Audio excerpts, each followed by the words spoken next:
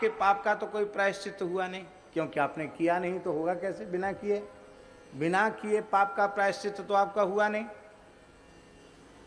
और हमने पहले उस पाप को कर्ण मार्ग से अपने भीतर स्थान दिया, मन में आया, बुद्धि में आया, फिर हमारी वाणी में आ गया। तो इतना पाप तो पहले ही हमारे भीतर आ गया। फिर जो पाप, महाराज जी, फिर जो पाप एक बार मन में आया है, बुद्धि में आया है, वाणी में आया है, वह दिन दूर नहीं कि वह पाप तुम्हारे व्यवहार में भी आ जाएगा। जो मन वाणी में आया है वो क्रिया में भी आएगा ही।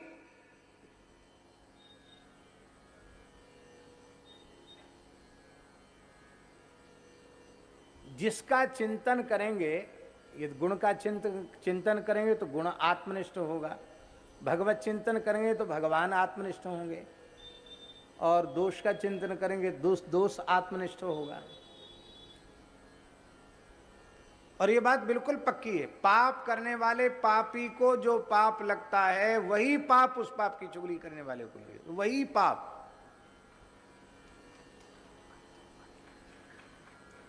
एक राजा, उसने ब्राह्मणों का भोजन कराया, खीर मालपुआ की रसोई थी। दुर्भाग्य से कोई सर्प उस खीर, उबलती हुई खीर में गिर गया और वो मर गया। खीर विषाक्त हो गई, राजा को पता नहीं था, और लगभग 1000 ब्राह्मणों ने खीर खाई, वो सब के सब मर गए, सबकी मृत्यु हो गई। तो ब्रह्म हत्या लगी। एक ब्राह्मण नहीं, कितने ब्राह्मण? 1000 ब्राह्मण, 1000 ब्राह्मणों की हत्या लग गई। तो राजा बहुत दुखी हुआ, पता चला कि सर्प मर गया था। बाद में पता चला जब सारी खीर नीचे खंगाली गई, आखिर हुआ क्या? खीर का परीक्षण कराया गया वैद्यों के द्वारा, तो उसमें विष था। अब बहुत दुखी हुआ राजा, इतना दुखी हुआ कि अन्न जल त्याग कर गंगा जी के तट पर बैठ गया कि अब प्रायश्चित तो मेरा कोई है नहीं, बस अनशन करके अपने प्राणों का ही त्याग गंगा जी के तट पर कर दूंगा। 3 दिन तक अन्न जल त्याग करके वहां बैठा रहा। चौथे दिन एक ब्राह्मण गया, उसने राजा से कहा, महाराज मेरी बेटी विवाह के योग्य है, आप धन दे दीजिए कि मेरी पुत्री का विवाह हो जाए।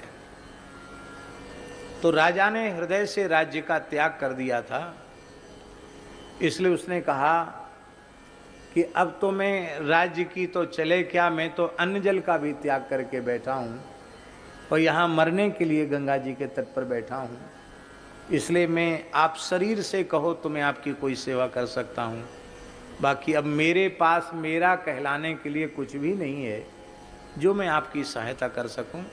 आप जाइए, राज्य में जाइए, जो लोग संभाल रहे हैं उनसे मांगिए, वो जरूर देंगे, अब ये मेरा प्रकरण नहीं है। इतना सुनते ही वह ब्राह्मण क्रोध से आग बबूला हो गया और उसने चिल्ला चिल्ला कर गालियां बकना शुरू किया। बोले, रे नीच, दुष्ट, बड़ा भारी अनशन व्रत लेके महात्मा बन के यहाँ बैठा है, लंगोटी लगा के बैठा है, 1000 ब्राह्मणों की हत्या करने के बाद अब ये 100 चूहे खाए बिलारी जपने बैठी, अब यहां माला फेरने बैठा है। राजा ने सिर झुकाया, सब कुछ सुनता रहा, एक शब्द का भी उत्तर नहीं दिया।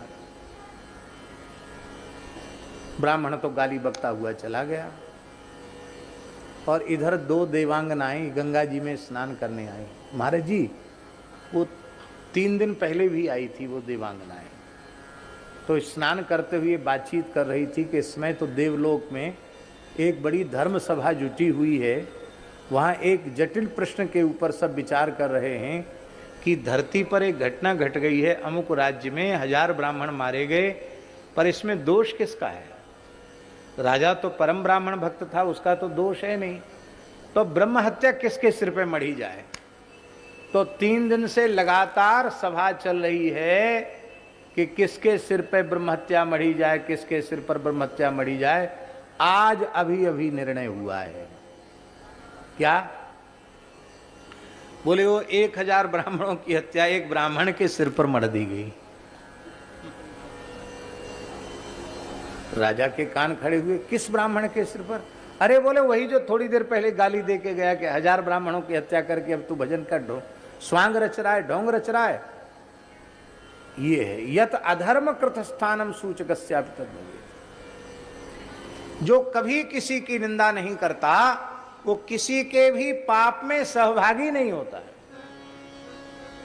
एक राजा दुष्ट प्रकृति का था, दक्षिण भारत गोदावरी तट की घटना है। अनिरुद्धाचार्य जी वो महात्मा गोदावरी के तट पर रहते थे और वो नगर में जाते थे भिक्षा लेने के लिए। उनका नियम था जो कोई मनुष्य सामने आ जाए उसी को नारायण कहकर भिक्षा मांगते थे। परमहंस महात्मा थे, जो मिल जाए। उन्होंने अपना भिक्षा पात्र आगे किया। सौभाग्य की बात, एक दिन राजा सामने आ गया। पहले पहले राजा ही सामने तो भिक्षाम दे, भिक्षा पात्र बढ़ाया तो राजा दुष्ट प्रकृति का था। वो साधु ब्राह्मणों के प्रति सद्भाव नहीं रखता था। उसने अपने नौकर को कहा डाल दे, लीद से भर दे इसका भिक्षा पात्र। तो राजा के घोड़े ने लीद किया था, नौकर ने उठा के लीद महात्मा के भिक्षा पात्र में डाल दी घोड़े की। वो लीद लेकर गया और महात्मा कुछ नहीं बोले। एक ही दिन भिक्षा लेंगे और एक ही व्यक्ति से लेंगे, द्वारा लेना नहीं, नियम था उनका। अब खाने योग्य चीज न ली जाएगी, अखाद्य थोड़ी लिया जाएगा। तो भिक्षा लेके आए, अपने कुटिया के बाहर पटक दी, गोदावरी के जल में भिक्षा पात्र को धो लिया और केवल जल पी करके भजन करने लगे। कुछ काल पश्चात राजा जंगल में शिकार खेलने गया तो राजा ने देखा कि वहां एक घोड़े की लीद का पहाड़ लगा हुआ है। पहाड़। उसको बड़ा आश्चर्य हुआ कि जंगल में इतने घोड़े कहां से आए। और घोड़े आए तो घोड़े जंगल में घोड़े लीद करते जो जगह जगह करते, ये इकट्ठी किसने की? यहाँ इतनी पहाड़ हो गया घोड़े की लीद का। इतनी लीद इकट्ठी कहां से हुई? एक कुटिया दिखाई पड़ी, चले महात्मा से पूछें। वो भूल गया था कि वही महात्मा है। गया, बोले महाराज आपके पास घोड़ा तो एक भी नहीं दिखता, न कोई घुड़साल दिखती, इतनी लीद कहां से आई? बोले महाराज आपका ही प्रसाद है, आपका दिया हुआ है ये सब। तूणे नैक शरक करेण दशधा संधान काले शतम चापे भूत सहस्र लक्ष गमने कोटिश्च कोटिर्वधे अंते चार्व निखर्ब बाण निकरई सीतापते क्षोभितम एतद बाण पराक्रमश्च महिमा सतपात्र दानम यथा। जैसे राम जी का बाण बढ़ता है ऐसे ही सतपात्र को दिया हुआ दान बढ़ता है। तो आपने हमको जो दिया था वही बढ़ रहा है। कितना बढ़ेगा महाराज? इतने जल्दी पहाड़ हो गया तो कितना बढ़ेगा? महात्मा हंसते हुए बोले इतना बढ़ेगा कि तेरा सारा राज्य इसी लीद में दबकर समाप्त हो जाएगा। अब तो वो कांप गया। बोले महाराज मैं तो अपराधी तो था, लेकिन अब मेरा मस्तिष्क परिवर्तित हो चुका है। अब मुझे कुछ ऐसा करो कि मैं ये लीद घटे, बढ़े नहीं। तब उस राजा ने महात्मा से दीक्षा ले ली, भजन में लग गया। तो लीद बढ़ना तो बंद हो गई लेकिन वो घटे नहीं, जितनी की ज्यों की त्यों रही आई, बड़ी पहाड़ के जैसी लीद। तो राजा ने कहा महाराज ये बढ़ तो नहीं रही, ये बात तो अच्छी बात है, पर घट भी नहीं रही, क्या बात है? बोले तुम्हारी निंदा सब लोग करें तो ये घटने लग जाएगी।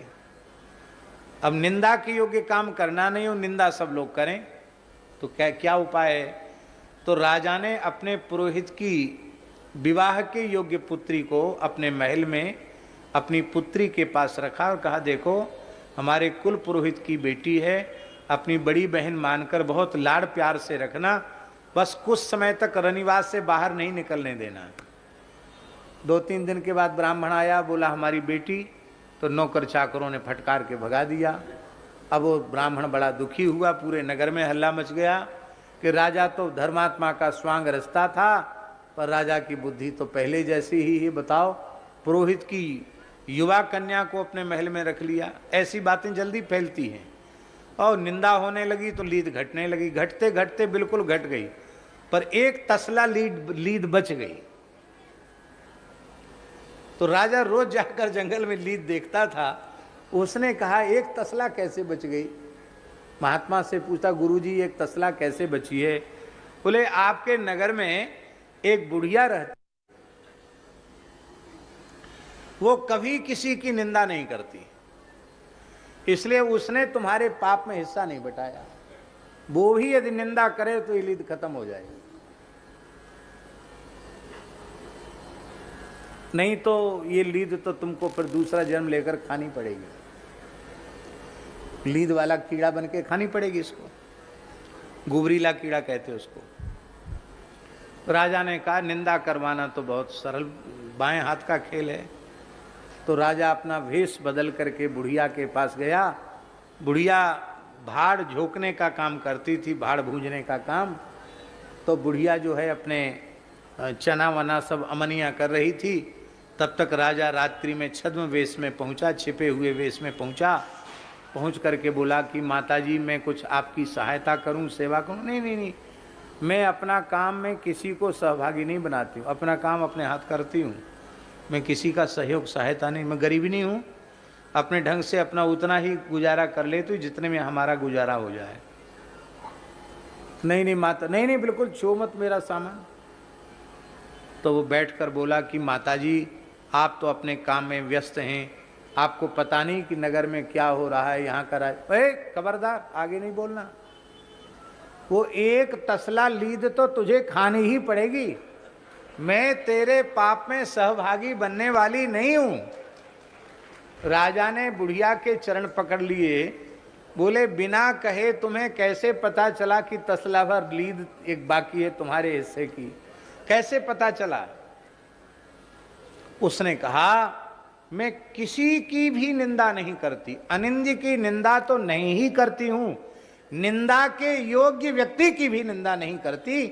यही कारण है कि मैं सर्वथा निष्पाप हूं और अनिंदा व्रत के कारण मुझे त्रिकालज्ञता प्राप्त हो चुकी है, परमार्थ परतत्व का बोध हो चुका है, इसलिए मैं तुम्हारे पाप में हिस्सा नहीं बटा सकती, उतनी लीद तो तुमको खानी ही पड़ेगी। इसलिए भैया कभी किसी की निंदा मत करो। और मैंने सरकार के जीवन में तो ये बात थी ही, हमने कभी किसी की वाणी से नहीं सुना कि सरकार ने अपने जीवन में कभी किसी की निंदा की। किसी पक्ष विपक्ष, किसी लड़ाई झगड़े, किसी राग द्वेष में पूरे जीवन पर्यंत सरकार रहे ही नहीं, न कहते थे न सुनते थे। पर पूज्य गुरुदेव श्री भक्तमाली जी को दास ने अत्यंत निकट से देखा, कितनी भी कोई उनको उद्विग्न करे, कभी किसी की निंदा उनकी वाणी से हमने सुनी ही नहीं।